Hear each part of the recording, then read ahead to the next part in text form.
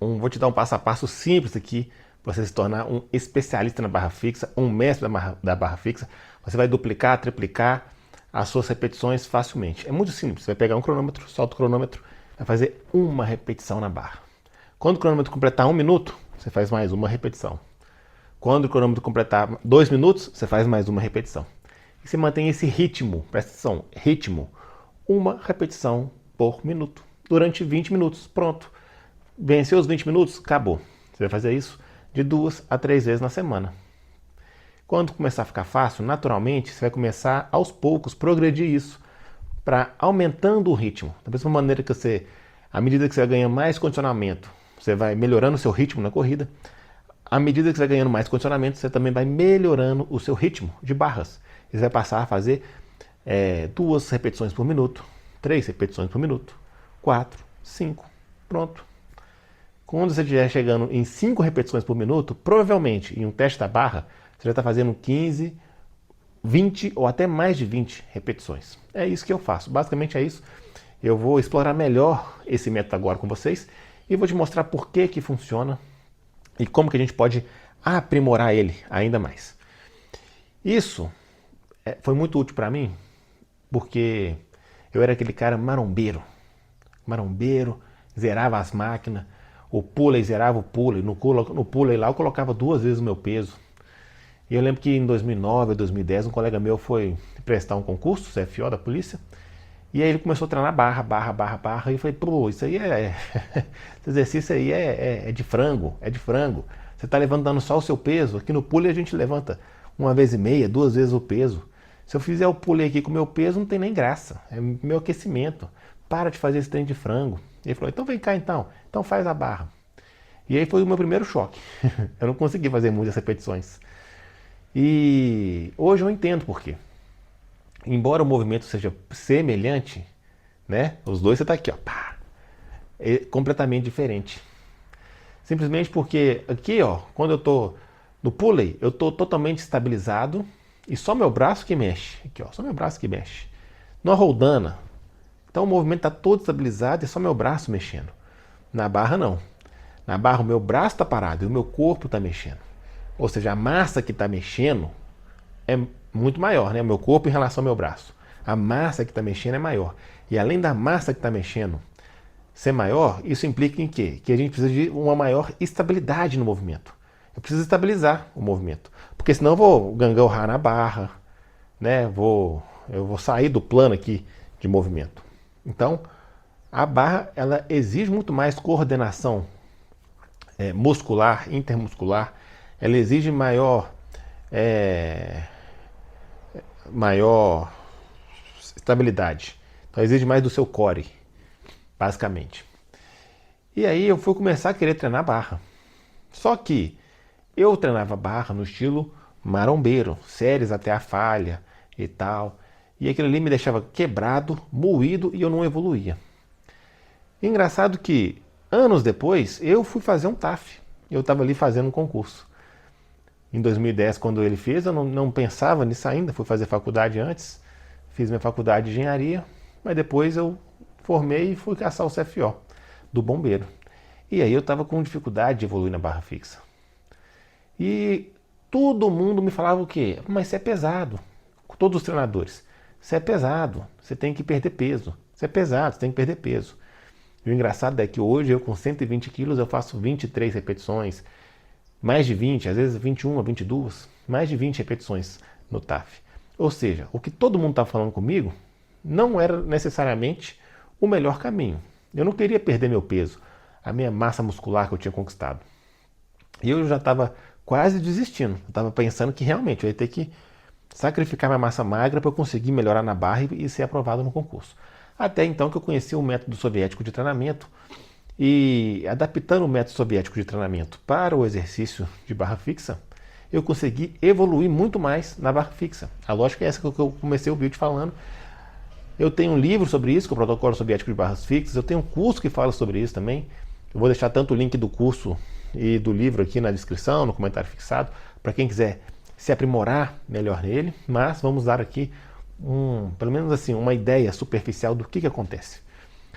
No método soviético de treinamento, eles perceberam que o nosso gargalo não é a nossa capacidade de treinar, mas sim a nossa capacidade de recuperar. Porque eu posso, se eu quiser fazer 100 séries, 200 séries, 300 séries aqui num dia, posso. Mas eu vou me recuperar dela para poder estar bem para o treino de amanhã?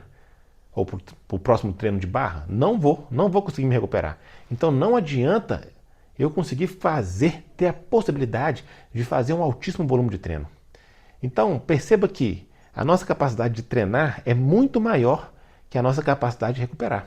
E se a nossa capacidade de recuperar é o nosso elo fraco da nossa corrente, o que a filosofia soviética fez? Ela focou na recuperação e não na capacidade de trabalhar, não na capacidade de treinar. Otimizando então ou seja, fortalecendo o nosso elo fraco, a gente vai conseguindo consequentemente treinar mais, e aí quando a gente treina mais, a gente tem mais resultado. Essa que é a lógica. E aí, para poder melhorar a capacidade de recuperação, uma das coisas que é feita é justamente fazer um treino com menor custo de recuperação. Porque se eu tenho um treino com menor custo de recuperação, eu simplesmente consigo empilhar mais treino. Porque dentro daquela capacidade de recuperação que é limitada, se eu faço um treino que eu gasto pouco dela, eu consigo colocar mais treino. E a ideia de fazer mais treino é porque quem treina mais evolui mais. Basicamente, assim, resumidamente, seria isso. Lógico que quem treina mais evolui mais dentro da capacidade de recuperação. Porque se fosse simplesmente quem treina mais evolui mais, vou fazer 100, 200, 300, 1000 séries por dia. Não é assim. Então, é quem treina mais evolui mais dentro da capacidade de recuperação. Então, a ideia deles foi: vamos diminuir o custo de recuperação dos exercícios. E lá no livro eu explico melhor, mas só para a gente entender, de maneira bem superficial, quanto mais próximo a gente chega da falha, maior é o custo de recuperação. Então, quando eu faço uma série até a falha, eu vou demorar mais tempo para me recuperar para a próxima série, bem como eu vou demorar mais tempo para me recuperar entre um treino e outro. Então, qual que é a lógica? Se eu fico longe da falha, eu consigo me recuperar mais rápido para a próxima série, bem como eu consigo me recuperar mais rápido para o próximo treino. Então, mesmo eu conseguindo fazer muitas barras, mesmo quem consegue fazer 5 barras, 4 barras, 10, 7 barras, eu falo, começa com uma repetição por minuto. Por quê? Com uma repetição por minuto, você está muito longe da falha. Então, o custo de recuperação dela vai ser muito baixo. Tanto que no próximo minuto, você já vai conseguir fazer mais uma repetição. E no próximo minuto, mais uma repetição. E você vai conseguir acumular muito mais repetições assim ao final do treino. E aí depois, obviamente, quando a sua capacidade de recuperação for melhorando, quando o seu condicionamento físico for melhorando, aos poucos você vai acrescentando ali algumas séries de 2, até todas as suas séries serem de 2. E aí você atingiu 2 repetições por minuto, o ritmo de 2 repetições por minuto. Depois, aos poucos, você vai colocando algumas séries de 3, até completar todo o seu treino e você chegar em 3 repetições por minuto. E depois, assim sucessivamente. E aí, no caso de barra fixa, eu falo fazendo no máximo 5 repetições por série. É um subtítulo do meu livro. Por quê? Porque depois de 5, o custo de recuperação começa a ficar muito alto. Porque não é só questão de estar longe da falha, mas também tem uma questão do tipo de substrato energético que a musculatura vai usar durante o exercício. Então, basicamente a gente tem o ATP-CP, a glicose e a gordura. A glicose é o que tem o maior custo de recuperação. Então, o treino com baixo custo de recuperação, ele vai tentar ser o mais antiglicolítico possível. E para ele ser o mais antiglicolítico possível, o estímulo tem que ser de curta duração, 10, 15, 20 segundos no máximo. Então, quando você começa a fazer uma série muito longa, 6, 7 repetições, por exemplo, você já começa a ter um estímulo muito grande. Vai começar a passar de 15 segundos, 20 segundos. Então, você vai começar a entrar na zona glicolítica, o que vai aumentar o custo de recuperação. O que a gente faz nesse caso? A gente então não aumenta as repetições além de 5 repetições por minuto. No caso da barra fixa, cada exercício vai ter uma lógica. No caso da barra fixa, por exemplo, no caso da flexão, é o dobro. No caso da flexão, você pode fazer tranquilamente aí até 10 repetições, por exemplo, para você ficar na zona antiglicolítica. Mas no caso da barra fixa, A partir das 5, você já começa a entrar demais na zona glicolítica. Então o que a gente faz? Eu estou treinando com 5 repetições por minuto, mas está fácil, tem que evoluir. Coloca carga. É o melhor jeito. Se você não tem carga, beleza, aumenta a repetição. Mas se você consegue colocar carga, é melhor. Então depois que você atinge 5 repetições por minuto, durante todos os minutos ali, você começa a colocar carga. Você coloca a carga e diminui a repetição ou mantém em 5 ou diminui. E aí você vai sempre manter nas suas repetições e no máximo 5 repetições por série. E se for o caso, você vai colocando carga para poder manter nisso ali. Assim você vai treinando tanto longe da falha, quanto com um estímulo mais antiglicolítico. E as duas coisas vão fornecer, então, um baixo custo de recuperação, e com um baixo custo de recuperação você vai conseguir evoluir muito mais na barra fixa. Você vai conseguir acumular muito mais repetições. Você vai ver que, por exemplo, vou dar um exemplo aqui. Eu consigo fazer, por exemplo, eu lembro na época da academia militar, eu fazia 100 repetições por dia, todo dia. É lógico que eu não faço isso hoje. Isso era na época da academia militar. Mas é só para ilustrar um exemplo. Porém, no dia do TAF, eu ia lá e fazia, vamos supor, 20, 23 barras. Eu saía moído. Eu saía arregaçado. Me era muito mais custoso fazer 23 barras uma vez direto, uma série de 23 barras, uma vez na semana, do que fazer 100 repetições por dia. E aí eu te pergunto, quem que você acha que vai evoluir mais? Quem está acumulando 600 repetições por semana, fazendo 100 por dia, ou quem está fazendo 23 repetições por semana? Quem treina mais evolui mais. Eu conseguia fazer 600 repetições com um custo de recuperação muito menor do que as 23. Então é por isso que eu não fico treinando além de 5 repetições por série, é por isso que eu só faço isso no dia do TAF, só no dia do TAF. Aí no dia do TAF eu vou lá e faço lá minhas 20 e poucas repetições e boa. O resto do ano eu fico treinando com repetição mais baixa. Nessa lógica que eu te apresentei aqui no vídeo, é lógico. Essa é a lógica do protocolo soviético de barras fixas, essa que eu te passei aqui. Só que essa mesma lógica a gente pode adaptar para fichas diferentes, periodizações diferentes. Você pode querer, às vezes, colocar a barra fixa com outros exercícios ali na sua ficha, por exemplo. Você pode colocar exercícios conjugados, mas a lógica é mais ou menos essa. Você vai manter um ritmo, você vai manter um estímulo rápido, você vai manter esse estímulo longe da falha. Se você fizer isso, você vai estar dentro da lógica soviética e você pode ajustar o seu treino de maneira a ter todos esses benefícios. Aqui eu passei um passo a passo, né?